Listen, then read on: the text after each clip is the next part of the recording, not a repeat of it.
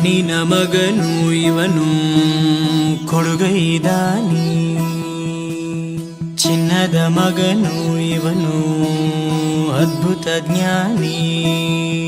ಜನಸೇವೆಗೆಂದೇ ಹುಟ್ಟಿರುವ ದೇವರ ಕುಲವೋ, ಇವರ ನೆರಳೆ ಬಡವರಿಗೆ ನೂರಾನೆಯ ಬಲವೋ. ಈ ಮಣ್ಣಿಗೂ ಇವರ ಋಣವೈತೆ, ಪ್ರತಿ ಉಸಿರು ಇವರ